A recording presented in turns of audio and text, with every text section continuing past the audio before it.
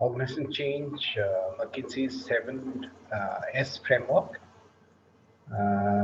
We have also talked about why organizations change or why organizations should change, right? Uh, and when organizations should change. What point the organization should look at changing, and what are the types of change, organization change. We had talked about theory O, theory E. Assessing the readiness for the organization change.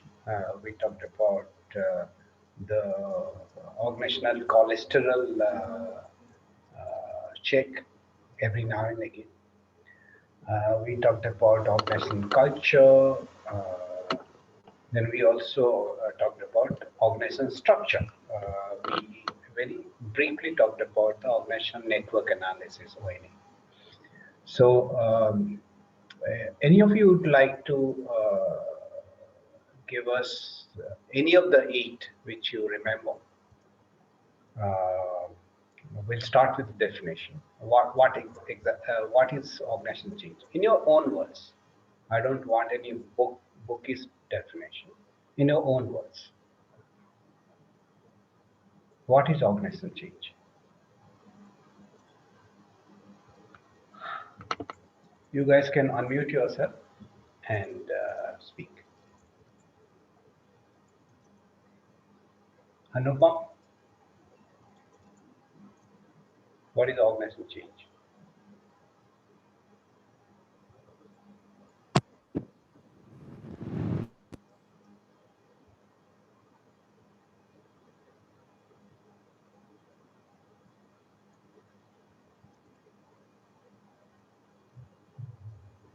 This is planned intervention, right? So organizational change just doesn't happen on its own. It has to be planned and it has to be implemented, right? And the organizational change need to be planned and implemented in the present for tomorrow, right? So it has to be planned and implemented today for tomorrow. So that's as simple as that. That's what is organizational change, right? Okay, so anybody remembers the 7S of McKinsey's framework? If you don't remember all 7, you can give me 1 or 2 which you remember. Sorry, sir, the electricity had gone off. So okay. The Wi-Fi had... Okay. So we answered the first question, that is definition of organizational change.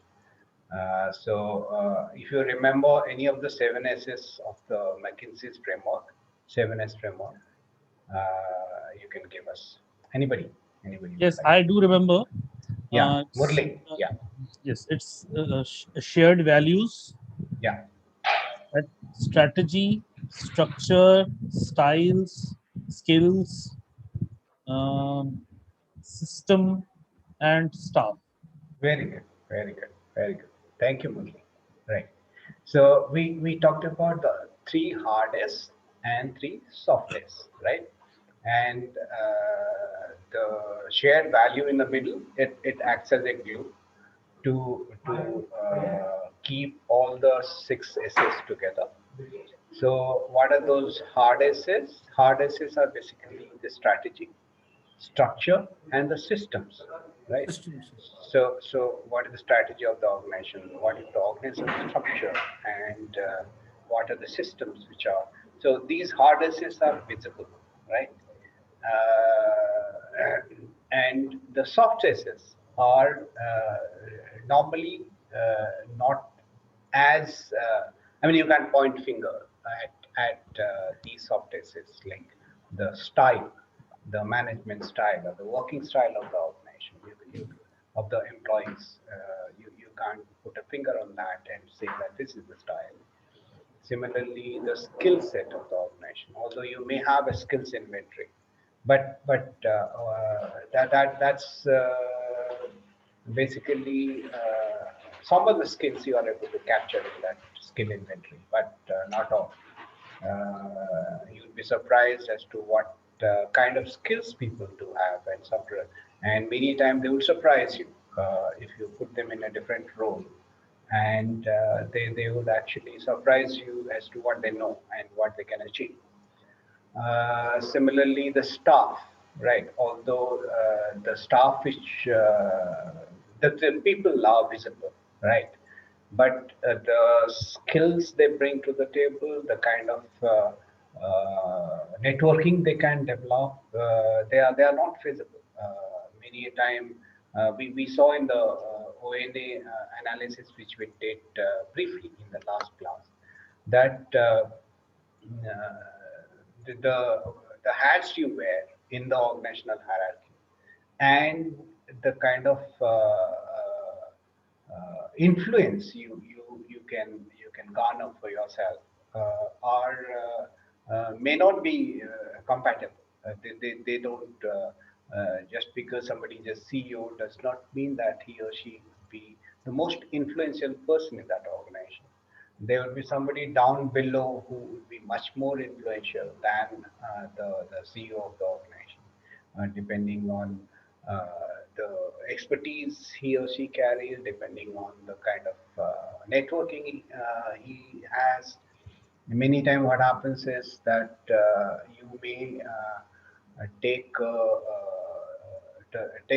the best performers from another organization and hire that person, and that person could be an abject failure in your organization. The reason being that apart from your expertise, you require the contacts and the network which you have developed over the years, both inside the organization and outside, which makes you succeed.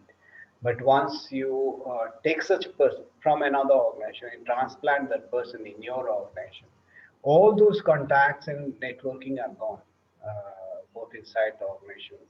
This person has to start from zero, from scratch. So he or she may not be accepted. If he has come at a higher salary, there would be people who would not take things kindly to him or her and not support him. And developing contacts and network does take time, right? So that's one.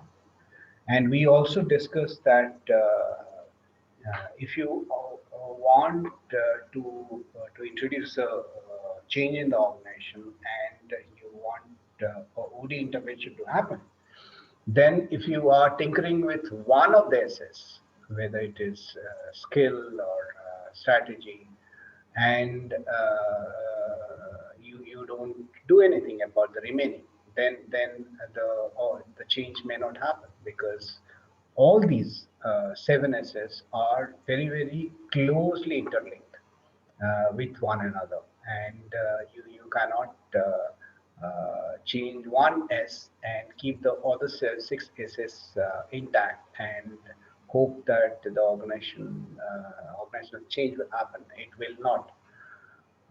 In this context, we also discussed about HPWS, high performing work systems, where the one system, if you undertake a change in one, whether it is HR system or manufacturing system or any other system, then if you don't do anything to other systems which are linked, then this change will not work. We had given an example of a new CEO wanting to bring in, say, transparency and collaboration in the organization, and this particular organization has individual-based performance appraisal system where the rewards, recognition, and incentives are all individual.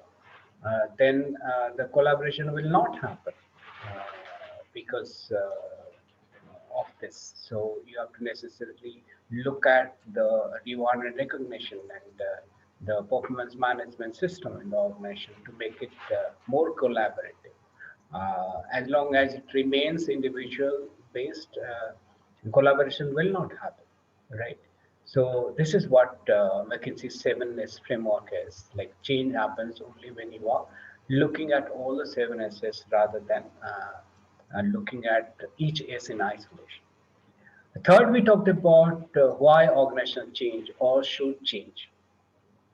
So we discussed that the organizations change because of three things. One is because of their past, second is because of their present, and because third is because of their future. Some organizations change because they want to rectify some problems they faced in the past, and that's why they undertake this change initiative. Some organizations change because of their present, like if they know where their shoe is pinching them, so they address that nail in their shoe. And some organizations change because of what they see in the future. Like they want to be the first mover in the market. They want to introduce a new product or new service, or they want to address scenario which they can see in the future. Say for example, there were when 21st century happened. Uh, at that time, some organizations, very few organizations, saw the change millennium, how it will affect the software, and they took advance action, whereas the changeover was very smooth, whereas there were a whole lot of organizations, maybe 90% or more. Their operations suffered for months and years because they were not prepared, and they had to retrofit their entire software system move over to the next century, and in the process they suffer. So this is why organizations change, because of their past, present, and future. When organizations should change, we saw that curve. The most of the products and services, they have their product life cycle (PLC), and they are like a normal curve. And where the product is on the upswing, and it tapers off, and finally it dies, right? So the right time to initiate a change is when the product or the service is in the upswing, rather than when it is downhill. When it is downhill, we discussed in the last class that you don't have the money to invest in R&D. You don't have. You are actually fighting for your survival. So if when you are fighting for your survival, when you don't have the money to invest in R&D, then the developing a new product or service would be a Herculean task. The time, the right time to undertake organizational change is when the organization is doing well, rather than when the organization is on the down. Types of change, organization change. We talked about two types of organization change, type E and type O, which this model was given by Beer and Noria, Nitin Noria, and they studied a lot of OD initiatives and organization change happening in many different companies and many different sectors. And they found that majority of the organizations change initiatives are theory E, where uh, the goal of the organization change initiative is short term, and mostly it is economic. And in that, what the organizations would do is they would do a lot of cost cutting. They would do hire and fire. They would do basically all these change initiatives are done from the shareholders' point of view, to give them to increase the shareholder value. But this kind of change, one, it strikes at the trust level in the organization, and many times the shareholder value may increase in the short term, but the sustenance of the organization and long-term survival of the organization is at stake. Whereas there are other organizations who undertake what is called capability building. So they play for the long term. They are the test players, and they would build capability of their employees in terms of skill set, in terms of systems and processes. They build capability of the organization, and with the philosophy and with the hope that the organizational capability will translate in the medium term and the long term into economics and financial well-being of the organization in the medium term and long term. And many organizations who undertake capability building this way, they have been proven right, and they have survived. They have not only survived, they have sustained and taken up leadership position in the market in which they operate. So they are called theory O kind of organizations, so theory O kind of OD interventions in those organizations. So you have theory E and theory O. Uh, then we also talked about a particular tool which organizations can use for assessing the readiness of organizational change. That's the authors of that tool called the what is it called? The cholesterol test, the organizational cholesterol test, where there are 18 questions which the managers will answer, and these 18 questions are in three buckets, and not 18 questions, 12 questions. So depending on whether your answer is yes or no, you would find out the readiness of the organization for change. Like if your answer to these 12 questions is say 0 to 3, then your organization need not change. But if it is from 3 to 7, then it's high time that the organization should look at a change or a change initiative. But if it is say from 8 to 12, which means you have almost missed the bus, and you should of course undertake change initiative, but the it's the success is not guaranteed because you are already downhill. So assessing the readiness for the organization to change, and we also talked about the organization culture, how the culture gets established in the organization, and how the organization culture to start with, it takes the values of the founding members of that organization, and as time passes, those values get validated in the functioning of the organization, and those values gets passed on to newer people who join that organization, and ultimately it forms the bedrock of the organizational culture, and it's basically shared and common beliefs and values of the people in that organization, from top to bottom.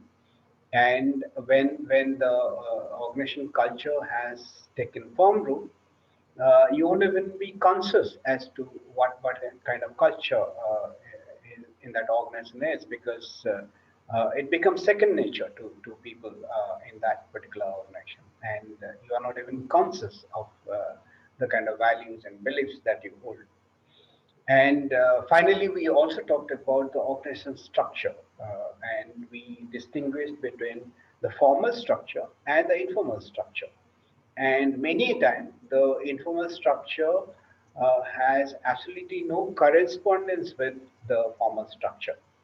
And the formal structure is visible, which is hierarchical, whereas informal structure is not visible unless you go in search of it, unless you put the organization through X-ray. You will not be able to find what kind of informal structure is there in that organization, what kind of connections, and what kind of networking is there in that particular organization, who are the go-to people in that organization. And the go-to people need not necessarily be somebody higher up in the hierarchy. It can be a middle level person. And the kind of interaction which takes place in that organization, it need not follow the organization hierarchy, the formal hierarchy. It can, and and you would also look at, when you look at the informal organization, you will see islanding happening, like there would be coterie of people who would interact among themselves, and there would be other people who would not be consulted at all, although they may be higher up in the hierarchy. There would be people who are experts, and they are consulted every now and again. Whereas there are people who would be totally to the sidelines. You would also find gaps, like between two departments or two. There is no common person who would actually intervene between two departments, and that will make the departments or the sections work in silos, right? So the organizations need to look at these informal structures and take necessary action to break those silos, to bring in people who are not in the core group, to bring in the experts who are sidelined, and bring their skill set into play, and for the benefit of the organization. Informal organization structure, which can you can get through proper organization network analysis. In fact, ONA is area of interest for many professionally managed organizations, and it's not a very old subject. ONA, in its present form, although it started somewhere in the 80s, 90s, but it took wings only in this century, in the last 10 to 15 years. If you people are interested in ONA, possibly you can look at specializing in this area. And especially when the disruptive technologies are happening, like IoTs, AI, ONA, you can enmesh ONA with these disruptive technologies for analyzing the interactions, because the big data can actually be analyzed through these disruptive technologies, and you get very valuable data now, rather than earlier. Earlier, the ONA experts would actually look at the formal letters or formal emails which were going out. Now, with embedded technologies, you don't even have to look at the apart from the emails which gets exchanged. You can actually tap the movement of people in the organization or outside the organization. You can tap the social media. You can tap various sources to find out how people interact, right? So yeah, so far we have looked at these 8 areas. Okay. So today, what we will do is we will look at Kurt Lewin's model of individual change. Although Lewin gave this model almost 70 years back, I think in 1947 he gave this model, and it's still being followed, and people do use this model for understanding and spearheading change. So we will talk about Levin's model for individual change, and if time permits, we will also look at John Cotter's model of change, where he talks about 7 stages of change, starting with the sense of urgency, which is the first one. All right. So organization change begins with change in individuals. What is an organization? Organization is basically a group of individuals like you and me. Organization is not the machinery or the hierarchy or the material. So it's men or women in the organization who make that organization. So if you want the organization change to happen, then you have to start with the individual, start and end with the individuals. The machines you can buy, but to run those machines, you require individuals who are not only knowledgeable about that machine, but they are skilled at handling those machines, and they have the requisite attitude to make that machine work. So you require knowledge, skill, and attitude for the machines to work or any system to work. So the organization change will begin with change in individuals. So how does the organization change happen? There are 3 ways, 3 models basically. The first is the individual change occurs at 3 levels. The individual change occurs at the cognitive level, it occurs at the behavioral level, and it occurs at attitude or the value level. So at have you people done your training evaluation, the Kirkpatrick model or the ROI Philip model? Have you done that yet? Yes, sir. You have done that, right? So what does the Kirkpatrick model say? It says that your training evaluation happens at 4 levels, right? At reaction level, at knowledge level, at behavioral level, and finally at result level. So similarly, the change happens in an individual uh, at 3 levels. First is the cognition. Suppose you are you learn a new concept, right? Suppose change management is a concept. So at the cognitive level, you try and understand what change is. You understood change as planned intervention for which is done in the present for the future, right? So that's at the cognitive level. You understand organizational change at the cognitive level. Now, how does it work at the behavioral level? Right, behavioral level is once you are convinced that yes, there is then a need for a change in the behavior. Let me give you an example. Did you people happen to watch or participate in the in ISTD? There was event yesterday where it was a national award for innovative training practices. Did any of you happen to watch it? It was live on Facebook yesterday. Yes or no?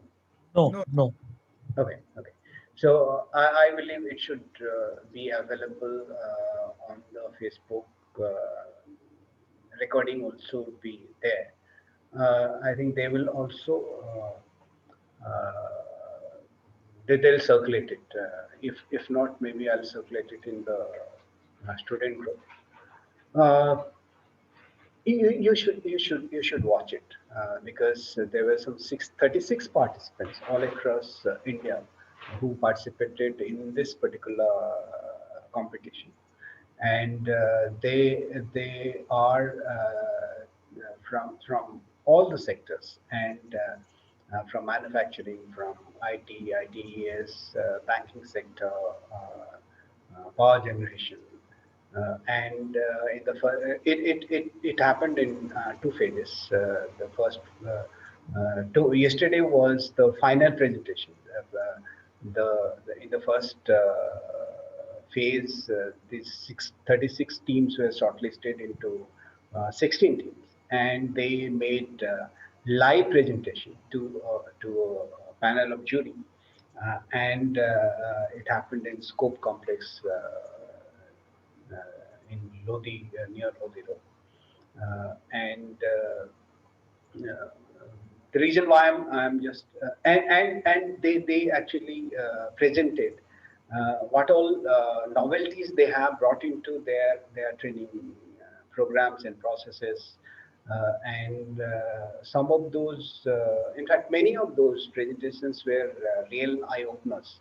So I would strongly suggest and recommend that you people see those presentations, which will be circulated shortly. So one of the presentation was on, it's actually a very common problem. The training programs happen as if they were their events. It can be of 1 day, 2 days, 3 days, and by the time the participants would complete 1 week after the training program, they would have forgotten almost 80% of what they have learned, right? So there was this person called, I don't know whether you have heard about this person, Evan Goss. His name is,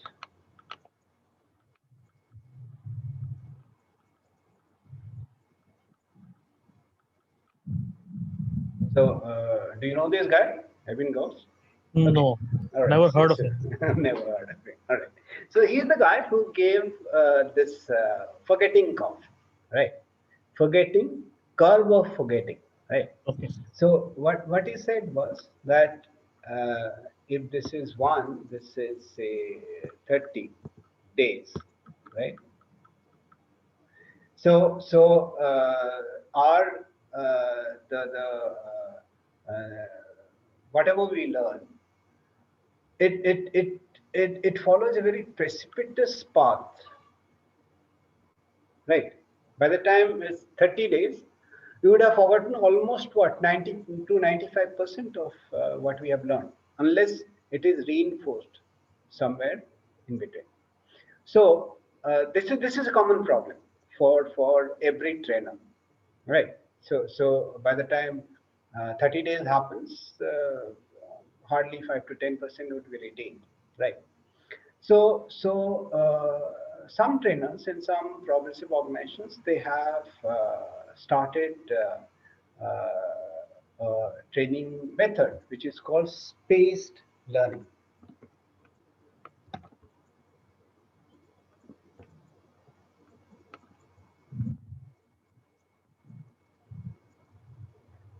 Anybody who knows what is a spaced learning?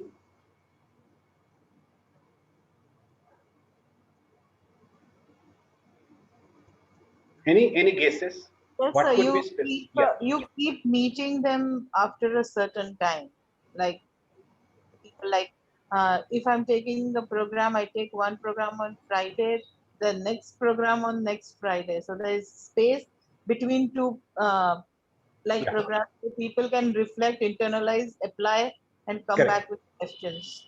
Correct. Is it something, sir, something what is also called as the 10-20-70 model of learning, Whereas Okay. there are certain amount of contact classes Yeah. when a particular issue is discussed, and it could be maybe once in a month, and then periodically maybe once in a fortnight or once in a week, that Yeah. team keeps meeting because they are applying it on job. They would be having certain experiences. Those teams meet and discuss as to what are their experiences, that either concretizes the learning that has taken place or raises doubts which can be clarified in the next session when Yeah. the next session takes place. So it says that only 30% are contact, out of Yeah. which 10% is pure instructional, 20% is about group learning or team learning, and balance 70% is learned on job. Yeah. Yeah. So that will fall under the space learning technique. In In space fact, learning technique, yeah, please go yeah, ahead. in fact, sir, last year I just recall there was when the complex learning is made has to be made. They Yeah. suggested for the space learning, and they gave an example of a music learning. Like it is a very complex skill that a person has to learn music. So how it is irregular interval and the learning takes place. Yeah. So this is how what is I believe is a place for learning, sir. Yeah, right. So, so under space learning, there are many techniques which people add up. So one of the technique would be like if there are say you want to teach a particular thing to a group of people, you divide the learning outcome into say three or four broadheads, right? And you on day one you would be taking up one of those broadheads and give a lowdown on that broadhead, and that needs to be supplemented till the next session. It needs to be supplemented through various interventions, like there could be gamification, there could be micro learning, some e-learning components.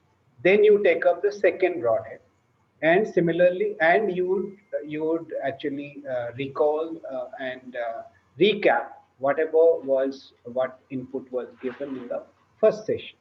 Then the second session happens on the second broadhead, and similarly it goes on. And for all the four or five broadheads, and it is seen that the retention is fabulous at the end of these five sessions. Along, if those five sessions had been taken only in the first say couple of days, the retention of those concentrated sessions of 2 days would be much lower than if the same amount of time is spent across a period. So what happens actually is that this is Ebbinghaus forgetting curve, right? Now suppose this is day one, right? So in say day three, you give another input, then the forgetting curve it moves like this, right? Then say day seven, you give another input, the forgetting curve will move like this. And it say day 15, you give another, then the retention even after a long period would be almost 70 to 80%, right? So this is how the space learning happens, right? The individual change similarly would occur at three levels. One is the cognition, second is the behavior, that is how much they put their learning into action. This is what Anupam mentioned about that 2070 whatever. What was that, Anupam? Model? You So 10, 20, 70 model. 10 20 70 model, right? 10% is individual learning, 20% is group learning, and 70% is on-job training. On the job, right? So if you are putting things into practice, then it goes into your muscle memory, and once it goes to into your muscle memory, it's very difficult to forget. Like there was this commentator mid 80s and early 90s, there was this very famous tennis player. His name was John McEnroe. So there was this famous commentator who talked about John McEnroe and said, I mean, he would make unbelievable shots, and he would say that he's wielding the racket as if it's an extension of his hand, right? So when you are using the concepts in your behavior, it becomes an extension of you, and it's very difficult to forget because the muscle memory will take care of the action part, and you don't actually have to think about it before you act upon something. The change happens if the change happens at behavior level, it's very difficult to forget. And finally, the change also happens at the attitude or the value level, and your behavior becomes unconscious. You will be behaving in a particular manner, which is as per the culture of the organization, and you won't even know it, right? Like there's this group, Tata Group, right? So the culture of the Tatas, which says that we don't give bribes, right? So, and it's a more than 120 years old company. So if this they have the employees have learned this concept of no bribes at the cognition level. They have learned this concept at the behavior level that they don't do it, and it has become so ingrained in their psyche. And the new employees, they are culturized on this particular behavior in through various through onboarding, through various reinforcements, that it just happens like it happens unconsciously, right? So that has gone into their unconscious, and their attitude and value is changed to the organization culture, right? So when that happens, then you don't even have to try too hard to do something, because it's just there, right? That's you. That becomes your second nature. All right. The second is now let me just wipe it out. Okay. The second is for the change initiative to stick and to be a success. You need to reduce you need to reduce resistance to change, and you need to increase readiness to change. Right. So if these two happen, uh, like the resistance to change. If you recall, we had given equation in the last class. C equals to. Do you remember? It must be greater than the resistance to change, R, for it to happen. Was it GCF? Yes, sir, you gave a formula. Okay, we had given a formula. So that formula would work only when the R is lesser than the GCF, right? So the to reduce the resistance to change and increase the readiness to change, right? So then the change will stick. Third is what I was mentioning, the Kurt Wayne's model for individual change, 1947. Right. So let me tell you, when I was in Dubai for about 4 years, and I would cook for myself, right? And since I Friday used to be the off day, and I would cook for the entire week, and keep it in the fridge. and I would either buy or buy roti or make rice for myself every day and eat with whatever I have cooked, the dal and sabji and chicken. Uh, so in the hypermarket, we used to get chicken which was called Sadia chicken, Sadia, and that chicken actually came from Saudi Arabia, and that would be rock frozen, like it would be rock hard, and it will come from the deep freezer, and I would put it in my freezer and thaw it and cook it on Fridays. And since I have to eat that stuff for the remaining 4 5 days, so I would once it is cooked, I would again put it back in the fridge, right? A similar thing. Levin actually suggested that you need to actually unfreeze the old. For any change to happen, you need to first unfreeze. Then you would take the change initiative by learning new concepts, setting up new systems and processes in place, and whatever change you want to happen. Then those changes need to be established. Those changes need to be refrozen for it to take root. So similar to the Sadia chicken being unfrozen and then cooked and refrozen, the change also needs to be unfrozen. Change needs to happen with the new concepts, learning the new concepts or setting new systems, and these needs to be refrozen as new systems in the organization for taking it forward.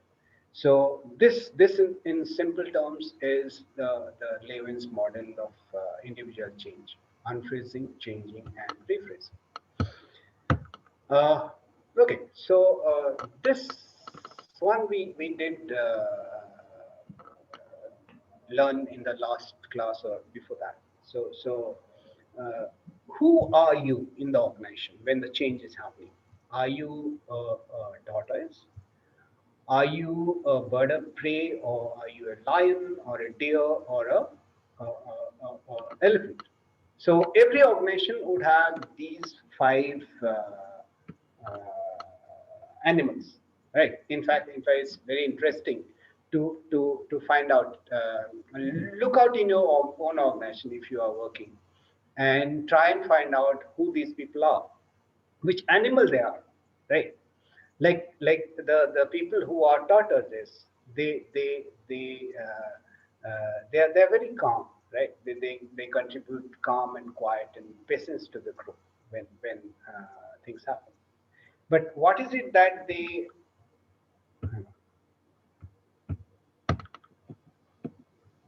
no before that let's see this one. All right. So who are these people?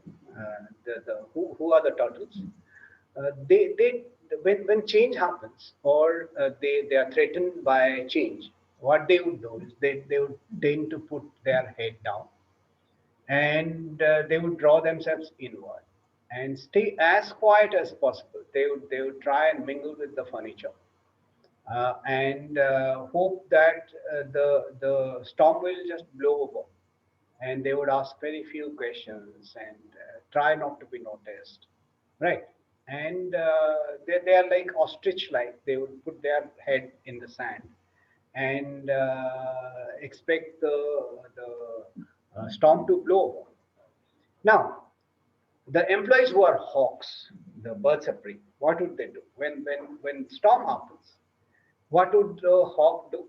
They would actually go above the clouds, right? So when you go above the clouds, you will not feel the storm or the wind.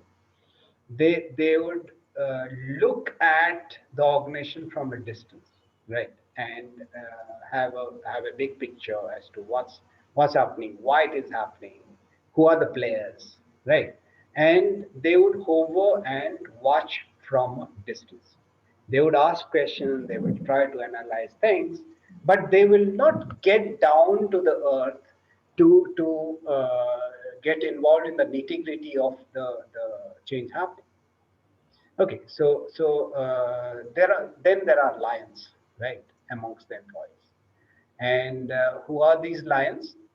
They are they are they are actually the flock protectors. They are the shepherds. They would have their own group, and they would try to protect them. They would try to help them to weather the storm. They would support them to the hilt, and they would reassure them that whatever is happening for the good. And if anybody is getting distracted, they'll try and put them back on the road.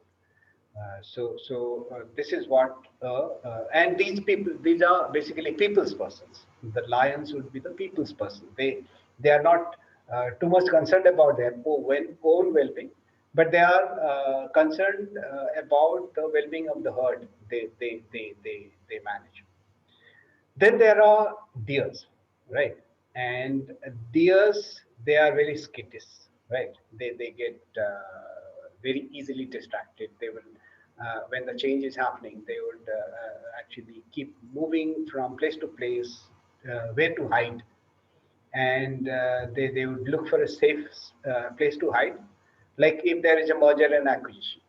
Now, the deers would actually keep their antennas up, and they would find out which department would have, or which area would have people who are in duplicate once the merger happens, right? So if there are too many duplications, then some heads will roll, right? So they would try and get a transfer to those areas where the acquiring company do not have their strength, right? They are necessarily dependent on the company which is being acquired, so that your job is not at stake, right? So the employees who are deers, they would do that. Like they look for a safe place to hide. They will keep on moving, and they will try to find out. They will sniff the air, and they'll try to find out who is your friend and who is your foe, and they'll try to save their own skin. Then there are elephants. They are basically workhorses, right? So they would take on all the. I mean, they will behave as if the entire world is resting on their shoulders, and they would carry all the burden, and they will not only do their own work, but they would also do the work of people around them, right? So and they also have a very big memory. So they'll bring in their experience from the past to bear on the change which is happening today, right? So in every organization, you would find these animals. You would find turtles, you would find hogs, you would find lions, you would find deers, you would find elephants. It's a very interesting exercise. Try doing it in your own organization. You'd find these five animals. Now, these animals, they bring in something positive and something negative to a change situation. Like, what is the positive which a turtle brings to the situation when the change is happening? They contribute calm and quiet and patience to the group, right? So they have a calming influence on the employees, on their group, right? And they are not flustered. So people can take heart looking at the turtles. But what is it that they would? What are the negatives they bring to the group? They can seem to be uncommitted. they may fail to contribute good ideas in a timely manner, and many times they would be waiting for the storm to pass with their head buried in the sand, and they may not be they will be away from the reality as to what's happening and what could happen, right? So they are not aware as to what's happening or where the tide is taking them. So these are things which they would that's the negativity they would contribute to the organization. Now, hawks, what do they contribute? They contribute systematic thinking. Since they are flying so high on the up in the air, they would have the bird's eye view. They would have the big picture and non-emotional response because they are so high up and they are not involved in the nitty-gritty of what's happening in the organization. Their response would tend to be non-emotional. And what is it that the negative part of their behavior? They may miss how emotionally charged things are because the emotions are on the ground and they are so high up. So they are cut off from the emotionally charged situation on the ground, and they may alienate the colleagues because of that, because they are not very emotionally intelligent people, the hawks. What do the lions bring to the table? They help the group to feel safer because they have your back. They help individuals to feel part of the group and remain productive. And because of their support, unstinted support, the group feels safer, and the group feels that they can face the change, and they're ready for the change to happen. What they they may seem to be directive because they have to keep their flock together. They may seem to be too directive and may prevent experiments with new directions because they know only one way of doing things, and they may prevent certain changes not to happen. The deers, they contribute with heightened attentiveness. Like they always have their antennae up. They are very alert and they see and hear details because they ask too many questions, and they try to pry answers to their questions from whatever source it may come. Where they would go wrong is they may become less productive because of being so distracted, because they flit from place to place, and they may interrupt others who are more focused. Right, that's what they do. And many times they are also a little selfish because they are on the lookout for a safe hideout, and in that process they may alienate their colleagues. Now, what does the elephant bring to the table? They contribute to history. They bring their knowledge of how things were or how things were handled in the past, and bring those to bear on the current situation. They give a sense of continuity to the organization, and because they are workhorses, they contribute to the organization through sheer hard work, and also they would bear the burdens even of other people, right? So they are the darlings of the common employees.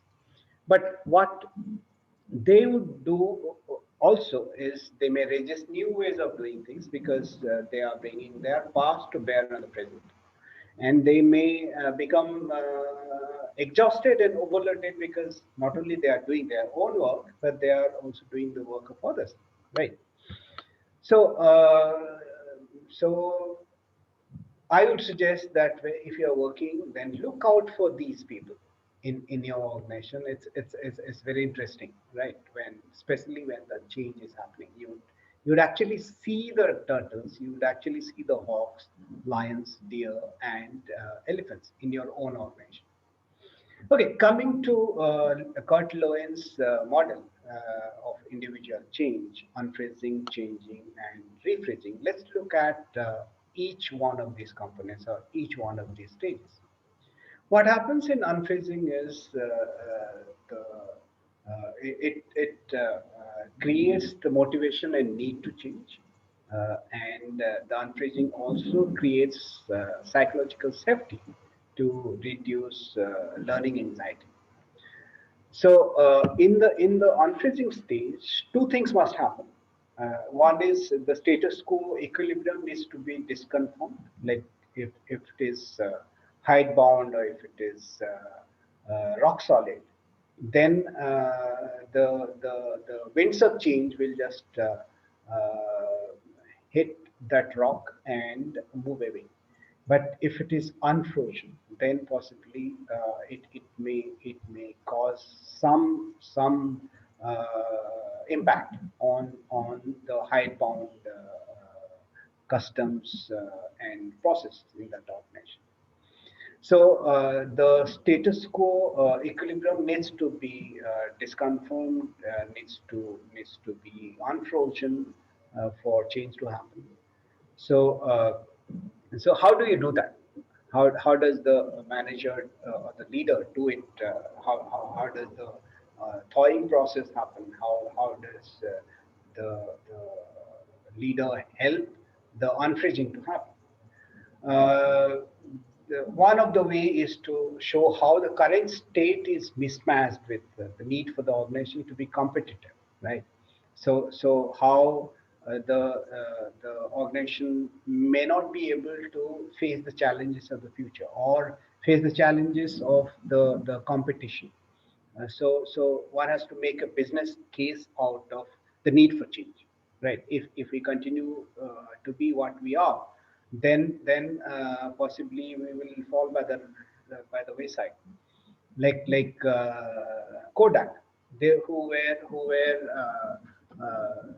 leaders in photographic paper by a huge margin. They actually controlled almost 89 to 90% of the world market in photographic paper. That was in mid 90s. They had employees and offices in 170 countries, and they were the world leaders, and they did not see the writing on the wall. And by 2003, Kodak was wiped out from the face of the earth in 7 years' time, right? Mind you. So they did not see the writing on the wall that their current state in mid 90s was awfully mismatched with the need of the market which they were serving. Like the market was moving towards no photographic paper, right? So they did not realize that, and they were wiped out.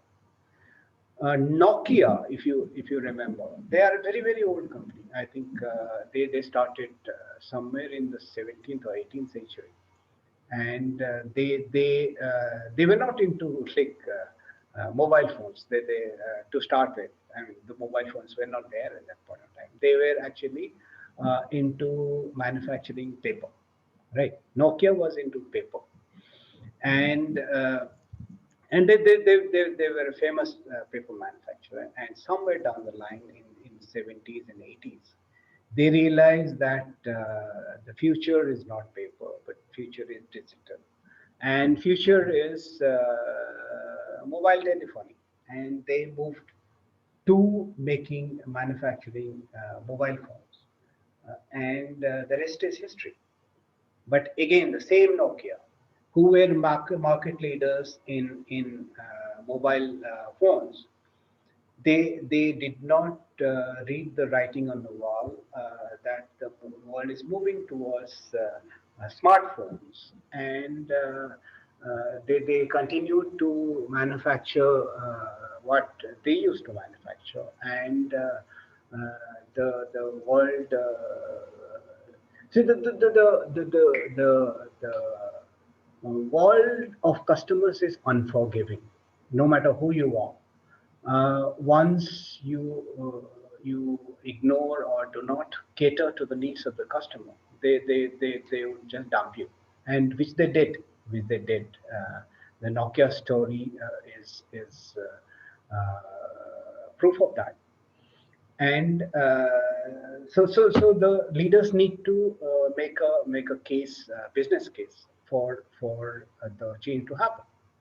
Second is they need to highlight the dissatisfaction with job, goal achievement, etc. In the current scenario. They also need to bring home to their employees the legal, political, and technological, moral outcome of the present, and how it may not suit the future requirement, like when GST happened, right? Or when technological innovations like the computers happen, like think of organization like say Faceit or Remington, who were actually manufacturing typewriters, manual typewriters, and the technological advancement was so disruptive through advent of the computers, that it was the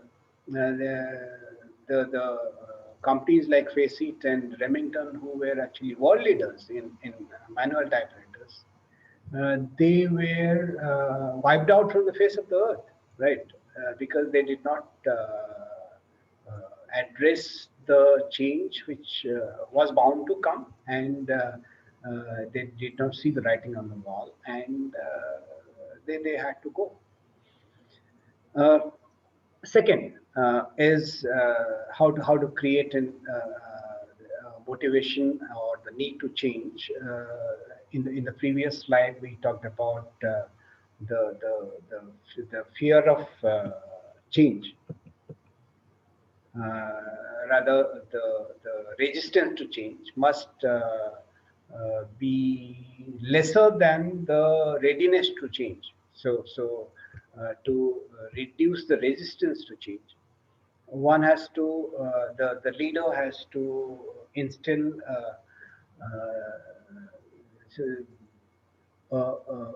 learning anxiety, the address the learning anxiety. Like if we want to move to a new system, then how do we learn, and what happens during the interim period when we have not learned and we have given up on the current dispensation, and we are moving on to the new, and we are still our learning curve is still slow. So the survival anxiety must exceed the learning anxiety. That this is the leader's role, right? And it's also the leader's role to create a psychological safety to reduce the learning anxiety. To how do you do that? You provide a compelling vision, positive vision. You provide formal training, especially in groups, like when the NTPC where I was working in early 90s, NTPC decided that we will phase out the typewriters, manual typewriters, and all the typists and stenographers would have to move to typing on the computer and use at that time WordStar used to be the software.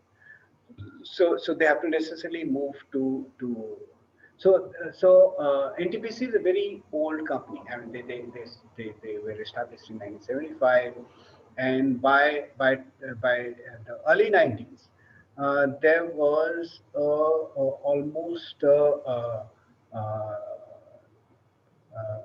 an army of typists and stenographers, and their only job was to take dictation and type on manual typewriters and give it to their bosses, and who would go through it and make some changes. They will give it back to the typist, and typist would have to type it out again, right? So when they decided to move from the manual typewriter to the computer, these typists would have their skill set is gone, right? So their skill set which they have acquired through learning how to type, learning how to take dictation, and their long years of experience, that comes to nothing, zero. So they have to start on a fresh, clean slate, and that's actually it's very stressful for them. You can imagine what your entire life's learning means nothing after about putting in 15 to 20 years of service. So you can imagine their mental state at that point of time. But NTPC handled it very sensitively. They were given formal training, and they were trained in groups, and they moved. I mean, it took some time, but the entire lot they did move to the computers, and they started using it in a few months' time, right? So the organizations need to address this, the psychological safety of. So not a single employee was actually declared redundant and fired. It's of course it's a public sector undertaking. So firing is not that easy, but still the way the organization handled this lot of employees is admirable. Uh, then the leaders themselves have to be the positive role models in changing times. There has to be support groups that they need to create support groups for the employees. In fact, when this the episode which I'm talking about the organization moving to computers instead of manual typewriters, the younger executive trainees and engineer trainees, they formed a support group to support the typists and stenographers to learn how to use the computer. The organization used its own resources to handle the psychological safety need of the employees, and consistent systems and structures have to be put in place, because your old systems and structures, they have crumbled or they are crumbling, right? Unless you haste to create new systems and structures, there would be a limbo, and people would actually feel abandoned when the change happens. So these are basically the leaders who need to step in at the unfreezing stage. The organization cannot look at people down below to do the unfreezing or fend for themselves during the unfreezing stage. So the leader's role is most important in the unfreezing stage. All right. So what happens actually during the unfreezing stage, or when the change actually hits the organization with the force of a storm? Elizabeth Kubler-Ross, she suggested a 5 stages framework when the change happens. The first stage in when the change happens is shock or denial. The shock, because you have not expected the change to happen, and denial is that you just deny that it's happening, right? It couldn't be happening to me, right? So why me? So that's the first stage, shock and denial. And second stage is when you get over the shock, and see that despite your denial, the change is actually happening, then the stage of anger comes, right? It's emotional stage, and you ask yourself or you ask others, why me? Why is it happening to me, right? When the world is full of, say, 3 billion people, why uh, nature has singled me out, or the circumstances have singled me out to mete out this fate to me, the anger. Once the anger stage subsides, then when you come to your senses, and the change is still happening, it's not going away, then you start bargaining. You bargain for whatever little leverage you have to either retain what is yours, or try to find your place in the sun, try to find your place in the new entity or new circumstances in which you find yourself in. So that's the stage of bargaining. Then You either have shown, just a question, sir. yeah, You have shown this five type of individuals. yeah, All of them will be going through these stages, or they'll approach a situation in a different manner, and exactly. Well, very it, good question. Very good question. So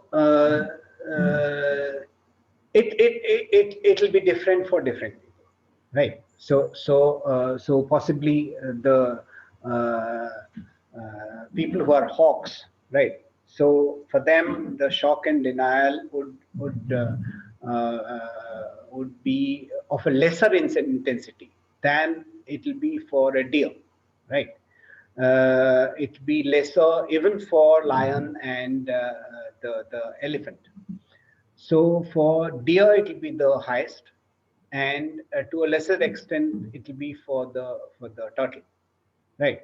Similarly, other stages will have different intensity for different types of individuals, depending on who they are, whether they are deer or hawk or elephant or lion, right? So yeah, very good question and very good observation. The intensity will differ. The stages will remain, right? So am I clear? The stages will remain, but the intensity will vary from the type of person you are, type of animal you are. All right. So Sorry to interrupt here, sir. This is yeah, Juhi. Juhi. Yes, Juhi. Sir, I wanted to know related to this question only. Sure. The stages would remain there, but it could be, in different order for different individuals, I think. Normally, it is in the same order. Okay. It starts with shock and denial, Yes, then sir. anger, then bargaining, then depression. Finally, is acceptance. When you see that the change will happen and has happened, So and yeah, when you have an internal locus of control, I feel people go through this shock and denial and anger, Hmm. and then they can accept also directly without going into depression.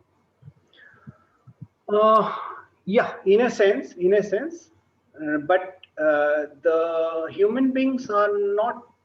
Uh, they are not black and white. Right. They come in various shades of gray, right? Yes. Yeah. They even if they have internal locus of control, you are talking about the circle of concern and circle of control, right? Right. Right. So even if nobody would be 100% I mean, the control will not be 100%. I'm yet to see a person Yeah. who'd have like 100% circle of control. Right. So there would be a mix of circle of concern and circle of control. And there is a book also related to this. I've read Who Moved My Cheese. Yeah. There are Yeah. two, rats, Hem and Yeah. Haw, who Yeah. react to different situations, to the change and how they go Yes. forward. It's a journey. Yes. Yes. Yes. Uh, Yes. And I think Right. it's only Thank you.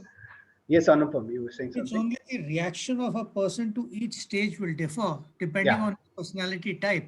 Yeah. the order is likely to remain the same. Yeah, order mostly will remain the same because that's how the change happens, and that's how the reaction to change happens. And acceptance is where you find that the change, that there's no way the change will blow over. It's not a storm that will blow over. It's here to stay.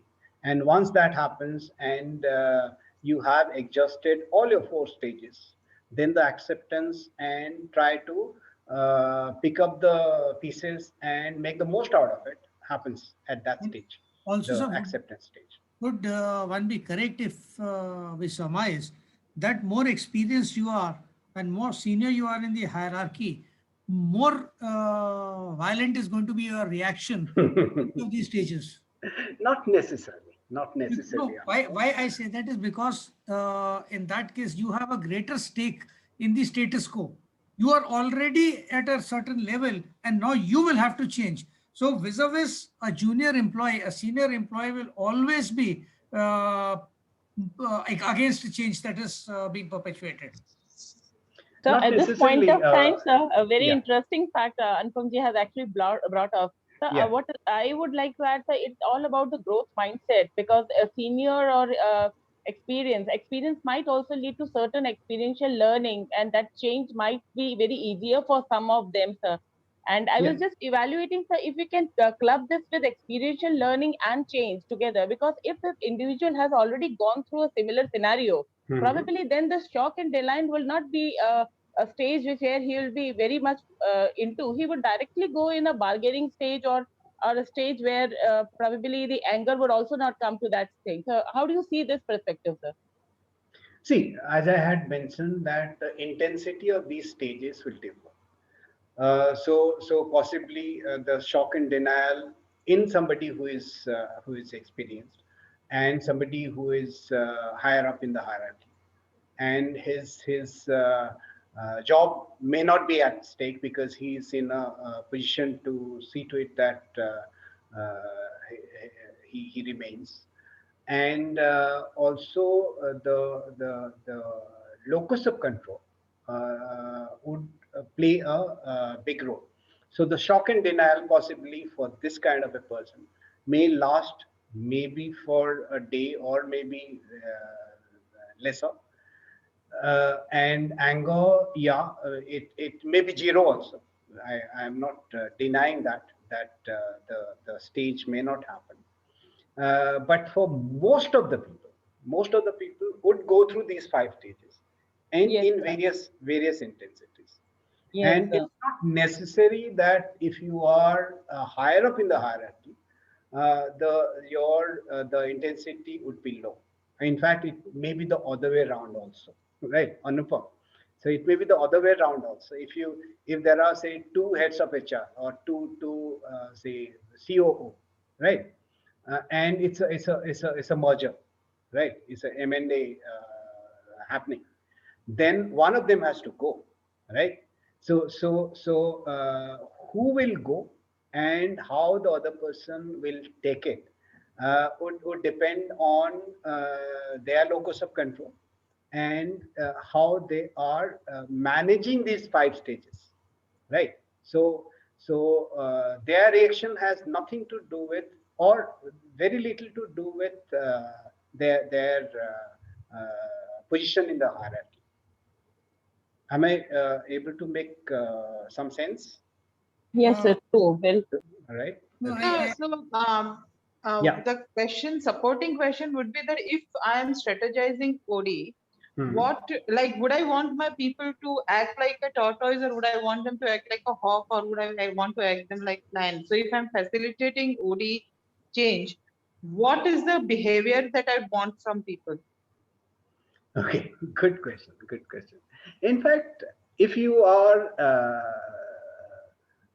if you are doing the OD intervention, and you can't actually do anything about these people, right? So you have to basically identify who these people are, right? And see what they are bringing to the table, and leverage their offerings. That's all that you can do. You can't make a tortoise a hawk. You can't make a hawk as an elephant. No, that's not your job, and it's impossible. You can't do that, But you So right? can do. I would like to just add an example, a live example, like in a pharma industry these days, there was a virtual thing of that was about to that was initiated during COVID time. Hmm. So it was a new project for pharma industry because never it had been, always it had been a physical contact with the doctors and experts. Right. But to run this, they had a project with designed in the company, and in Hmm. that project they have taken the lion and the elephant kind of a people, which I it was a hybrid kind of a people selected in that project and Yeah. training Yeah. program. Right. And after that training program, then they involved everyone into that slowly and steadily in a phased Mhm. manner. So Right. probably your point I just see in that light is very valid, that it is actually utilization strategically these people all together Yeah. to Yeah. have the outcome in a better Exactly. way, sir. Exactly. Thanks, sir. Yeah. Thanks. Thanks, Ritu. Anupam ji, you were saying something. No, what I was mentioning was that, well, you may not be able to change a tortoise into a hawk, but Yeah. if you know that this person is a personality type tortoise, this person is a personality type hawk, you can manage those persons better. So Yeah. Yeah. having a knowledge of that is important. It will facilitate the change management as far as the people perspective is concerned. Very Exactly. good. Exactly. If as part of your change initiative, you are taking smaller initiatives as part of a bigger change initiative, you know which initiative you would like to use the hawk, for which initiative you would like to use the lion, right? Or the Absolutely. even the tortoise. So Absolutely. identification and use of these people is very, very important in the change. So you don't change one animal into the other. So the first step for a OD expert is to identify these people and use what they bring to the table, right? And not use. I mean, you should decide when to use and when to not use these people, right? That's very important in a change management process. All right, Yes, make sense? absolutely. Right, sir. Okay, thank you. All right. So, do people have another class after this? 6 p.m., sir. 6 p.m. Okay. All right. So let's at least complete this particular slide. Right. Although we are past 3:30. Okay. In the denial stage, the employee reaction would be individual believes that the problem will correct itself, that it's a storm that will blow over. So what do you do when you expect the storm to blow over? You put your head in the sand and wait for the storm to blow over, right? In the denial stage. So individual displays apathy and numbness because they stand still. How does the ostrich behave? It stands still, or it sits still and puts its head in the sand, right? When the desert storm happens. So they display apathy, numbness. They also try to rationalize the change, right? That it's not something which has a business case, and we should not change. We are doing well as it is, and our current systems and processes are uh, they brought us where we are today. So there's no need to change, right? And these are the employee reactions at the denial stage. And what should be the counter for the managers to do? They need to review the business case for the change. They need to make a business case and try and give this business case to the employees to consider. They need to emphasize that the change will happen, right? It's not a passing phase, that it's not a storm that will blow over, right? They need to emphasize that it's a story for it's going to happen, right? There's nothing which the organization can do anything about it, because this is the need of the hour, this is the need of the market. So we can't do anything. And if we stick on to our status quo, and we stick on to our present systems and processes, then we will fall by the wayside, right? The writing is already on the wall. And they also need not at this stage. If you are forcing the issue, then you are doing more harm than good. So you need to allow time for the change to sink in, right? Don't move from denial stage to the acceptance stage straight away. As a manager, you need all the five stages to play out. As a manager, you need, this is very very important for change management. As a manager, as a leader, you must let the all the five stages of change management to play out. Don't short circuit it. Don't move from denial straight to acceptance, or don't so these are natural things to happen. The denial, anger, bargaining, depression, they are natural things to happen, and they will happen no matter what you do.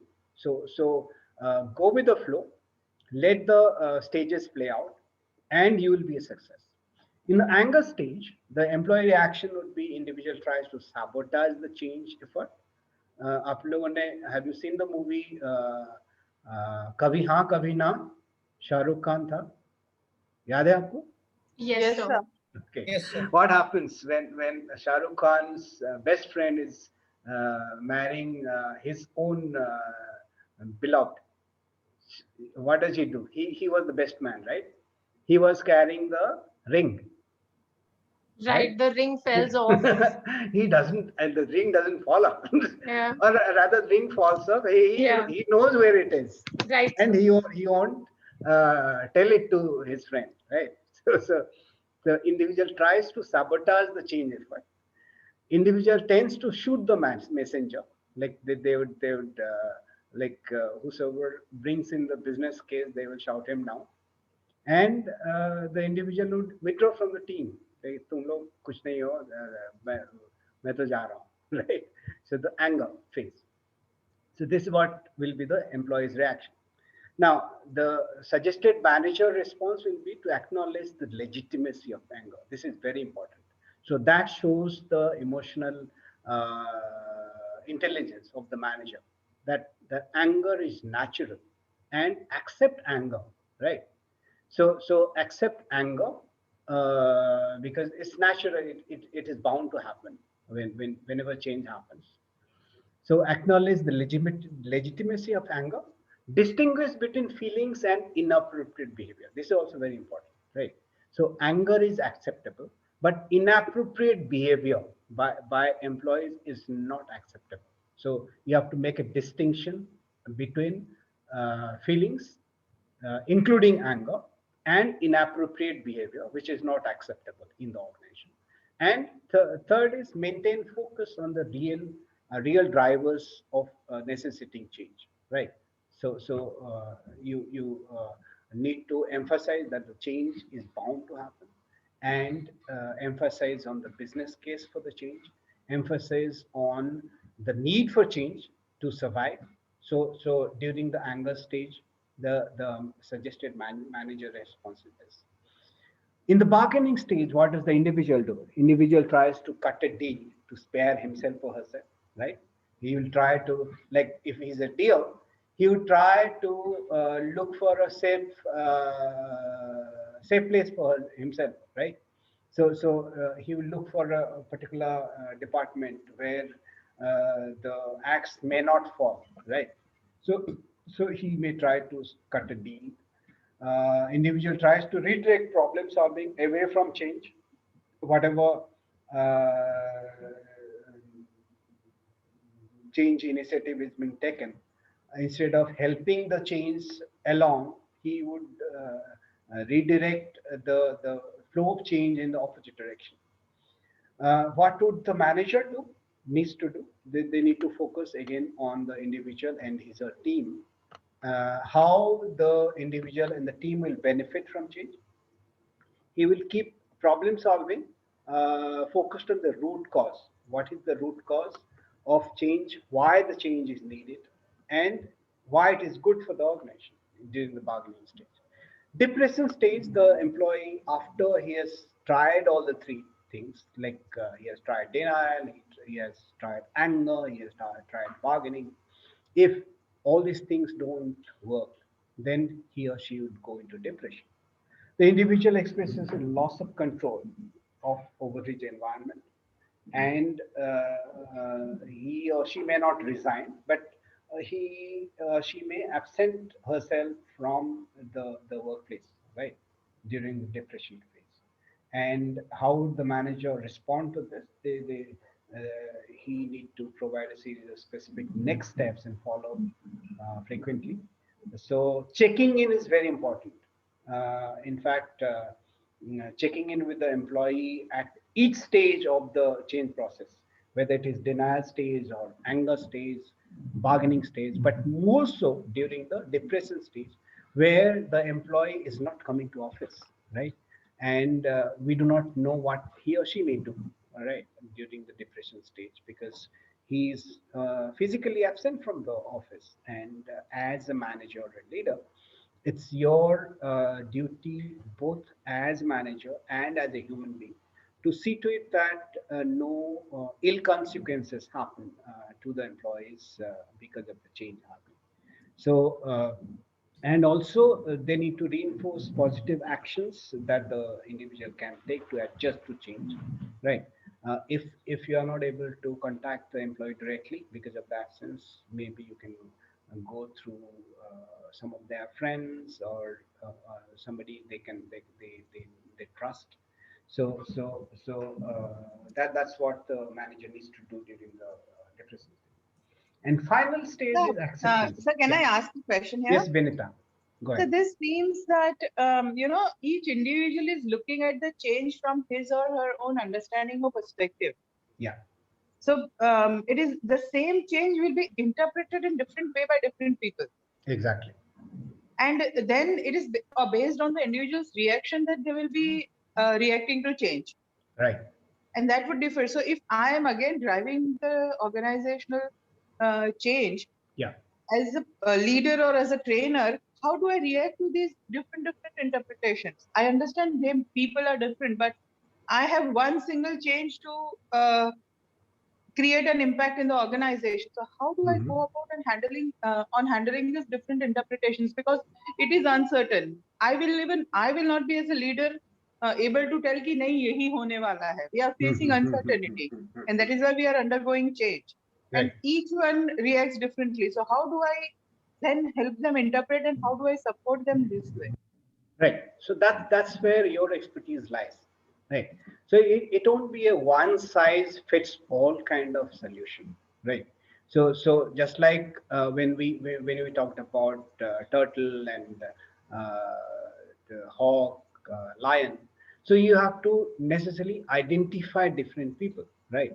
And once you have identified, you need to decide where to use the expertise which the person is bringing to the table, right? And where not to use, right? That's a decision issue which you need to address. Similarly, when you so this is the people will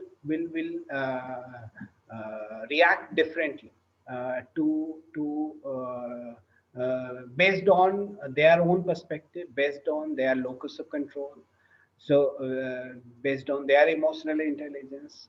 So the idea is that as leader or as a OD intervention expert, you need to identify and segregate people based on their reaction and their perspective. Else you will not be able to handle the different people with the same yardstick. So it's a painstaking process. It's there's no easy answer to this, and it Sir, will all come through your experience and through your understanding of the change process. so at this stage, sir, I would like to just another add an another example, like when we had a merger in our industry. Yeah. I remember what Juhi mentioned. They gave us a book called "Who Moved My Cheese." For Right. every employee, they sent this. So probably the idea behind was to increase the readiness for the, which you mentioned, that is two parts that we have to look into. One is the readiness of the employee, and second is the reduce the resistance. Correct. So if we want to increase the readiness, that has to be there, a proper communication, and those things have to be there. Yeah. And when we want to reduce resistance, I see companies using their own human resource putting forward. Like if they want to go for a scientific interactions, they want to promote that. Those people are awarded, those people are brought on a platform so that the entire employees of those people, they look into what is the current culture that we want to drive.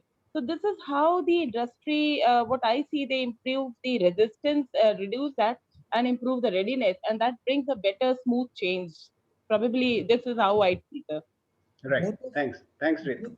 both of these would require effective communication from the leadership. Yeah. That's what you had mentioned earlier also, that the change has to start from the leaders. Yeah. And if effective communication has been done, then the time frame that is required to move from stage 1 to stage 5, Yeah. the key is to reduce that times and get Yeah. everyone to the acceptance stage as fast as possible. The better the communication is, the faster this change would be. Right. And the most important in the entire process is the emotional quotient of the people at the helm of affairs. That's the most important. Empathy, Yeah, empathy. empathy with the employees. Exactly. Right. Okay, guys. Thank you so much, and I'll see you in the next class, same time next Sunday. All right. Sir, I Thank you, have a sir. Yeah. question, sir. Yeah, Namita, tell me. Sir, is it possible for certain employees to go up to the stage depression only and not accept the things at all, not accept the Yes, change? yes, yes, yes. And these are the people who may do something very drastic, and these are the people who may actually resign, right? The role of the leader, the manager, and the OD expert is very important for this set of people who may not go into the acceptance stage. Very good question, Amita. So So one what has to would be very sensitive, very empathetic, and treat the whole thing not as a robo, but as a human being. so what steps can be taken to make them to accept? Okay, so basically, one is the psychological safety of the employee. Second is the support group, which the leaders can create to support them.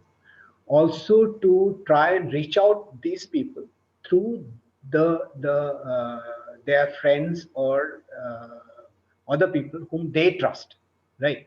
So these are the three things. And also, if it is a certainty that they may lose their job, right, because of the change or because any merger and acquisition, which is a fait accompli, maybe help them to find a job through outplacement services. There are many organizations who do that, right? So basically, to handle these employees who may be suffering due to the change, and try and lessen the impact of the change on them.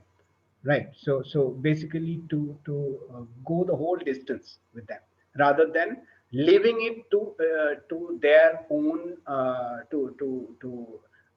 themselves, to fend for themselves. Right. So the But sir, professional organizations do that. it never happens, I think. I know it. To resign, they are, I mean, left to themselves, and That's why I said only professionally managed organizations do that, and the majority of organizations don't. Right. That's why they are where they are, and other organizations become great. Right. So right. Okay. thank you, Any sir. other question? Right. Okay. Thank you, guys. Thank you for Thank you, joining sir. in and sharing your thoughts. And it feels so good when you people join in. So it's very promising. We will see each other next Sunday, same time. Thank you. Thank you, sir. Thank you, sir.